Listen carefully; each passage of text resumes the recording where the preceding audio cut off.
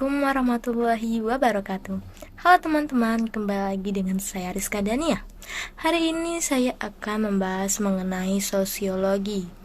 Nah, setelah itu saya akan menganalisis sebuah cerpen yang berjudul Asmaradana karya Danarto. Nah, sekarang sudah video saya yang ke-11 nih. Mari kita bahas apa sih itu sosiologi sastra. Sosio berasal dari kata sosio, dari bahasa Yunani. Sosius berarti bersama-sama, bersatu, kawan, dan teman. Dan logi, logos berarti sabda, perumpamaan. Perkembangan tersebut mengalami perubahan makna. Sosius berarti masyarakat, logi atau logos berarti ilmu mengenai usul dan pertumbuhan masyarakat. Ilmu pengetahuan. Sastra berasal dari sas atau Sangsekerta, berarti mengarahkan, mengajar, memberi petunjuk, dan instruksi. Akhiran tra berarti alat dan sarana. Jadi, sastra berarti kumpulan alat untuk mengajar, buku petunjuk, atau pengajaran yang baik. Secara definitif, sosiologi sastra adalah analisis, pembicaraan terhadap karya sastra dengan mempertimbangkan aspek-aspek kemasyarakatannya. Menurut Welek dan Warren, dalam Faruk 1999 halaman 3 mengklasifikasikan kajian sosiologi meliputi 3 hal. Pertama, sosiologi pengarang yang mempersalahkan atau membahas tentang status sosial, ideologi, sosiologi, dan sebagainya yang menyangkut pengarang sebagai penghasil karya sastra. Kedua, sosiologi karya sastra yang mempermasalahkan unsur-unsur pembentuk suatu karya sastra itu sendiri. Hal tersebut membahas yang menjadi pokok permasalahan. Ketiga, sosiologi sastra yang mempermasalahkan pembaca dengan pengaruh sosial karya sastra. Faruk mengungkapkan bahwa dari Welek dan Warren, Sapardi Djoko Damono menemukan setidaknya 3 jenis pendekatan yang berbeda dalam sosiologi sastra. Salah satunya yaitu sosiologi pengarang yang mempermasalahkan status sosial, ideologi sosial, dan lain-lain yang menyangkut diri pengarang sebagai penghasil karya sastra. Selain dengan hal itu, Watt dalam Semi mengatakan bahwa konteks sosial pengarang, yakni yang menyangkut posisi sosial masyarakat dan kaitannya dengan masyarakat pembaca, termasuk di dalamnya faktor-faktor sosial yang bisa mempengaruhi si pengarang sebagai perseorangan di samping mempengaruhi isi karya sastranya. Danarto tidak dibesarkan dari kultur pesantren atau keluarga yang islami. Ayahnya adalah seorang mandor pabrik tebu di Sragen dan ibunya berjualanan batik. Ia mengaku termasuk orang-orang Islam abangan sampai usia 26 tahun. Ia tak mengenal apa yang namanya ritual sholat, apalagi mengaji kitab suci Islam, Al-Quran. Perubahan itu datang ketika ia mulai berumur 27 tahun. Di sebuah hamparan sawah di Garut, ia mulai terilhami padi-padi yang bersemi dan air yang mengalir, menumbuhkan kesadaran baru pada dirinya. Jika padi tersebut diguyur air 1 tong, maka akan hanyut dan mati. Oleh sebab itu harus disiram secara perlahan. Pancaran keagungan Tuhan yang Maha Penyayang mulai meresapi dirinya. Sejak saat itu, orang yang sering berkemeja putih dalam kesehariannya ini mulai melaksanakan rukun Islam kedua, yaitu sholat. Hampir setiap karya yang diciptakan Danarto adalah karya-karya yang bernuansa mistis, dengan gaya surrealis bebasnya. Salah satunya adalah cerpen Asmaradana. Cerpen ini mengisahkan seorang gadis bernama Salome yang begitu merindukan Tuhan dan ingin sekali melihatnya. Pengalaman-pengalaman spiritual yang pernah dialaminya mungkin menjadi sebuah pijakan tersendiri untuk menyebutnya sebagai seorang surrealis. Pengalaman-pengalaman spiritual tersebut kemudian diuraikan dalam cerpen-cerpennya, yang lebih sering tercampur dengan persoalan-persoalan sosial, membuat pembaca terasa memasuki dunia lain sekaligus begitu dikenal, seorang realis sekaligus surrealis. Asmaradana sendiri dapat diartikan sebagai rasa cinta yang sangat mendalam pada lawan jenis. Dalam cerpen Asmaradana karya Danarto ini, rasa cinta tersebut ditujukan kepada Tuhan. Namun sepertinya Danarto sedikit nyeleweng dari latar belakang kepercayaannya, yakni Islam. Danarto menghadirkan cerpen Asmaradana dengan latar belakang metodologi Yunani. Namun pesan yang terkandung di dalamnya dapat diterima oleh semua kepercayaan, bahwa tidaklah benar melakukan hal-hal konyol, licik, dan keji agar bisa bertemu Tuhan. Pengarang sepertinya ingin menyampaikan pesannya melalui jalan cerita yang tidak biasa. Selanjutnya ada sosiologi karya sastra. Menurut Welek, karya sastra memiliki tujuan untuk menghibur dan mendidik agar pembaca mengetahui atau memahami perasaan yang ingin disampaikan oleh pengarang.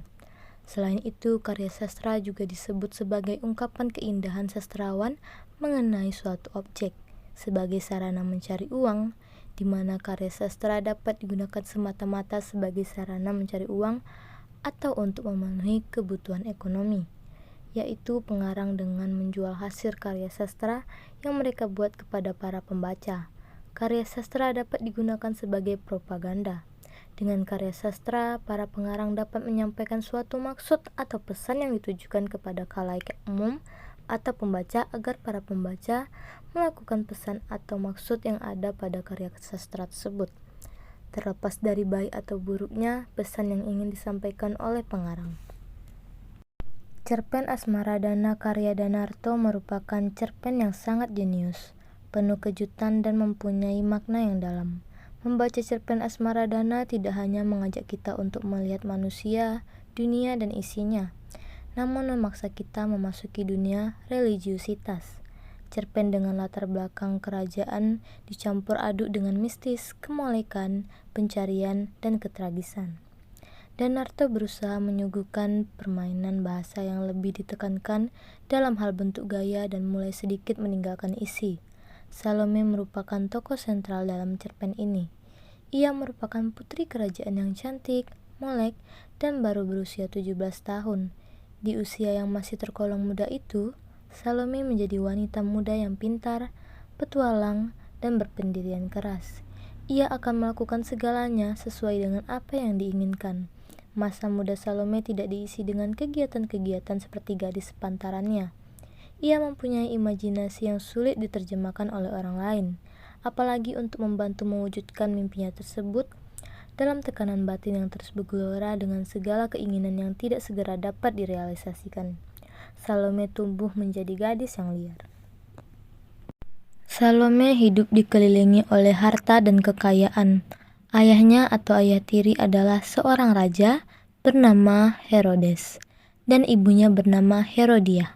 Keduanya sangat menyayangi anaknya tersebut, sebagaimana keluarga yang lain.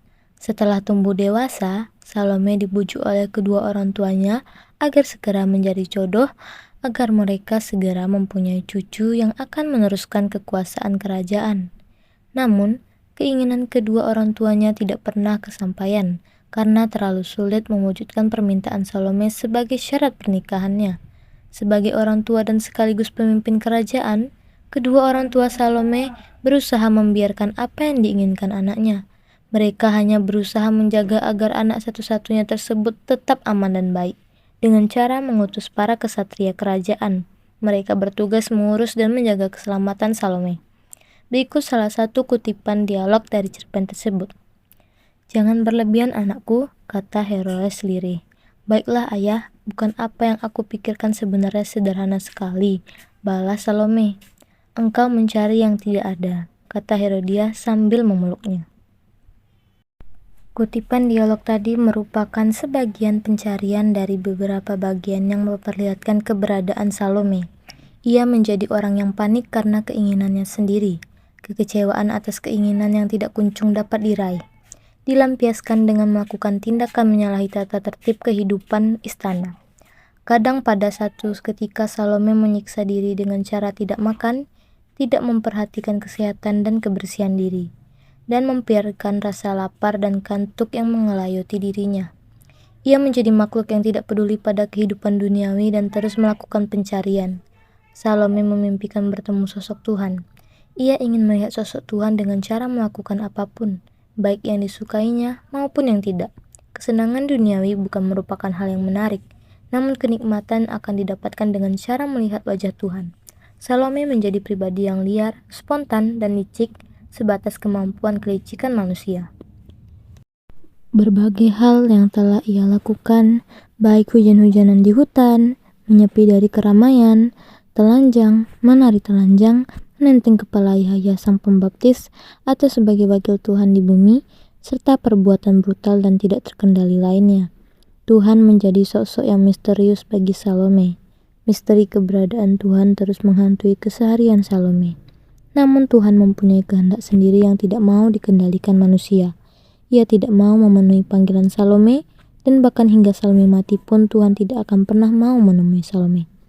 Pada batas ini manusia masih berada di belakang kendali Tuhan. Perlawanan atas kodrat hanya akan membawa kepada penderitaan dan penyiksaan batin. Semakin manusia mencari-cari Tuhan, maka semakin bersembunyi. Yang terakhir ada sosiologi pembaca. Sosiologi pembaca mempermasalahkan pembaca dan pengaruh sosial karya tersebut, yakni sejauh mana dampak sosial sastra bagi masyarakat pembacanya, menurut Welek dan Weren. Beberapa pengertian dan pendapat di atas menyimpulkan bahwa pendekatan sosiologi sastra adalah pendekatan terhadap karya sastra dengan tidak meninggalkan segi-segi masyarakat, termasuk latar belakang kehidupan pengarang dan pembaca karya sastra. Karya sastra kita kenal sebagai karya imajinasi yang lahir bukan atas kekosongan jiwa, namun juga atas realitas yang terjadi di sekeliling pengarang. Seorang sastrawan tidak hanya mengikuti selera publiknya atau pembacanya, tetapi juga menciptakan publiknya sendiri. Pembaca memiliki peran penting dalam dunia sastra. Adanya pembaca, dunia sastra mengalami perkembangan, baik dalam produksi karya ataupun segi keilmuan. Tanpa pembaca, fungsi sastra tidak memiliki perannya dalam karya. Jadi karya tanpa ada pembaca tidak lebih dari sekedar kumpulan naskah. Dewasa ini kemunculan karya sastra semakin banyak. Beberapa media cetak, seperti koran, setiap minggu ada yang memuat karya sastra. Lahirnya karya sastra tidak terlepas dari kepiawaian seorang penulis dalam mengeksplorasikan idenya. Keberadaan karya sastra sampai pada pembaca tidak terlepas dari keberadaan penerbit atau media. Tujuan akhir dari penerbitan adalah mampu menjadikan karya sastra dapat dimiliki oleh pembaca, yaitu masyarakat atau publik. Pembaca dapat dikatakan sebagai raja pada kegiatan produksi sastra. Dalam dunia sastra, penulis karya pembaca merupakan mata rantai dalam menggerakkan perkembangan dunia sastra. Penulis merupakan titik awal dalam keberadaan karya. Karya inilah yang akan diterima oleh pembaca atau penikmat sastra. Keberadaan pengarang dan karya sastra tentunya tidak pernah lepas dari pembaca. Seperti pada melalui cerpen Asmaradana ini, Danarto ingin menyampaikan kepada pembaca bahwasanya eksistensi manusia hanya sebatas sebagai makhluk, sedangkan Tuhan adalah sang pencipta. Ia yang menggandakan semua dan menjadi superpower yang tidak pernah bisa tertandingi. Tidak ada satupun yang mampu menandingi kekuatan Tuhan, apalagi Salome yang seorang manusia biasa. Berikut salah satu kutipan yang terdapat dalam cerpen Asmaradana. Jangan salah lihat Tuan, inilah utusanmu, Yahya Pembaptis. Jikalau manusia yang paling engkau kasih sayangi sudah bertekuk lutut di bawah telapak kakiku, lantas apa dayamu? Inilah panahku yang terakhir bagimu. Inilah senjataku yang penghabisan yang terampung. Ayo Tuhan, murkalah padaku. Tunjukkan wajahmu. Kirim banjir besar kepadaku. Kirim gempa bumi untuk kamarku. Ayo Tuhan.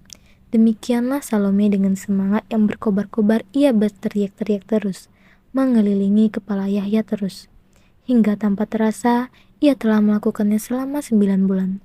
Tetapi Tuhan tidak mengirimkan apa-apa, tidak pula menampakkan wajahnya. Akhirnya Salome putus asa.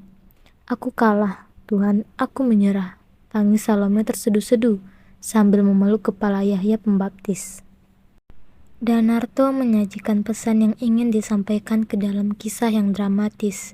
Bagaimana seorang Salome yang telah melakukan berbagai cara, mulai dari cara biasa sampai cara yang tidak masuk akal dan keji, agar Tuhan mau untuk memperlihatkan wajahnya pada Salome. Meskipun cerpen ini berlatar belakang mitologi Yunani, namun pesan yang disampaikan bersifat universal, bahwasanya Tuhan memiliki derajat yang tinggi dan tidak ada yang sanggup menandinginya. Meskipun kita sebagai manusia biasa tidak mampu melihat wujud Tuhan, namun haruslah kita tetap patuh kepada perintah dan juga larangannya. Sekian video dari saya mengenai sosiologi. Sampai jumpa di video berikutnya. Terima kasih yang sudah menonton video saya. Assalamualaikum warahmatullahi wabarakatuh.